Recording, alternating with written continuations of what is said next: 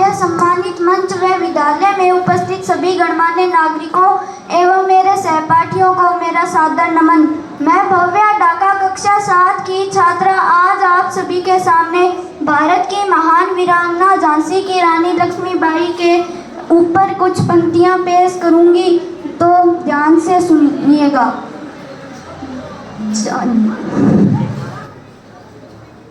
जब से धरती पर जन्म लिया, जब से ये होश संभाला है, जब से धरती पर जन्म लिया, जब से ये होश संभाला है, जब से ये कलम उठाई है, तब से प्रश्नों को पाला है, तब से ही कुछ मर्दानगी वाले मानक सुनती आई हूँ। कांटों की महफिल में रहकर फूलों को चुनती आई हूँ। अक्सर कहते हैं लोग यहाँ मर्दों का काम तो लड़ना है, महिला के जैसे रोना मत, तुमको दुनिया से भिड़ना है।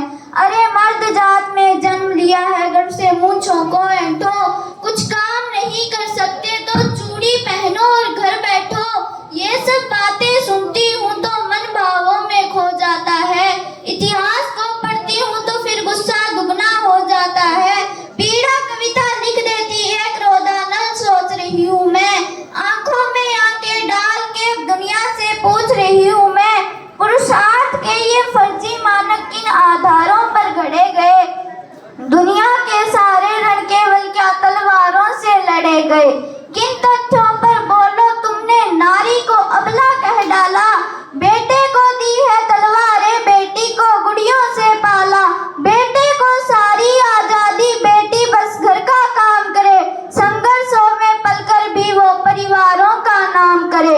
पर समय आ गया, सही गलत का फर्क तुम्हें चुनना होगा। मैं सीना तान के बोल रही हूँ, अब सबको सुनना होगा। नारी के बिन घर के आंगन में भोर नहीं हो सकती है, बिना चूड़ियों के आंगन में भोर नहीं हो सकती है। जिसने दुनिया को पाला वो कमजोर नहीं हो सकती है, जिसने हम सबको पाला वो कमजोर नहीं हो सकती है। कविता के ज्ञानी बैठे हो तो शब्द शब्द को चुन लेना, कविता के ज्ञानी बैठे हो तो शब्द शब्द को चुन लेना। भव्या का शौर्य बोल रहा है, ध्यान लगाकर सुन लेना। जब भारत माँ के आंचल पर कुछ काले बादल छाए थे, मौके पर घात लगा कर के गोरे झांसी तक आए थे, आकर के बोले रानी से अब तुमको जाना ही होगा, हर रोज पति की यादों में तुमको रुदन गाना होगा। राजा तो स्वर्ग सिधार गए, ना वारिस है कोई झांसी का, जो बात नहीं मानेगा तो आदेश है उसको फांसी का।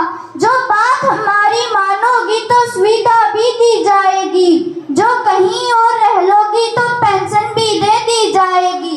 बेहतर होगा बुंदेलखंड की सीमा के तुम पार रहो, बेहतर होगा बुंदेलखंड की सीमा के तुम पार रहो। पर छोड़ के झांसी नहीं गई तो मरने को तैयार रहो, पर छोड़ के झांसी नहीं गई तो मरने को तैयार रहो। इतना सुनते ही रानी की आंखों के डोरे लाल हुए, इतना सुनते ही रानी की आंखों के डोरे लाल हुए। नवमंडल में बिजली कड़की, तेवर इतने विकराल हुए। गुस्सा इतना था कि आंखों से दुश्मन के चेहरे नोच लिए, फिर पलक झपकते खड़ी हुई आंखों से आंसू पोंछ लिए। तेज तो इतना था चेहरे पर सूरज भी फीका पड़ जाए, जिसकी भी ओर देख ले वो डर से धरती में गड़ जाए। ऐसा लगता था मानो काली खप्पर भरने आ पहुंची, ऐसा लगता था रणचंडी रणभेरी गुंजाने पहुंची, ऐसा लगता था जगदम्बा खुद लेकर के हथियार खड़ी, ऐसा लगता था मात पद्मिनी जौहर को तैयार खड़ी। पर थोड़ा धीरज धर के रानी ने ये हुंकार भरी, फिर हाथ हटा तलवारों से शब्दों की टंकार भरी। बोली जाकर के कह देना उन गोरों और गद्दारों से, बोली जाकर के कह देना उन गोरों और गद्दारों से, जो ख्वाब देखते हैं झांसी का उन किस्मत के मारों से। जब तक ये रानी जिंदा है ये आन नहीं मिटने देगी, वो वीर शिवा राणा प्रताप का मान नहीं घटने देगी। भारत की पावन बगिया का एक फूल नहीं ले पाओगे, अरे झांसी तो छोड़ो झांसी की धूल नहीं ले पाओगे। सब बाहरी बगले भी सुन ले वो आस्तीन का साथ सुने, सब बाहरी बगले भी सुन ले वो आस्तीन का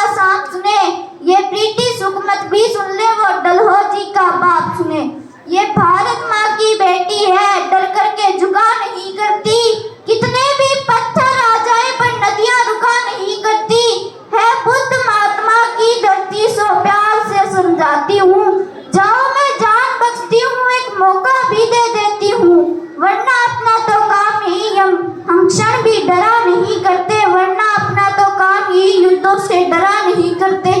रणभूमि में धड़ लड़ जाते हैं मर के भी मरा नहीं करते। रणभूमि में धड़ लड़ जाते हैं मर के भी मरा नहीं करते। हम तलवारों में पले बड़े लोरी में जौहर गाते हैं। हम तलवारों में पले बड़े लोरी में जौहर गाते हैं। जब भी चाहे रणचंडी की सोनित से प्यास बुझाते हैं।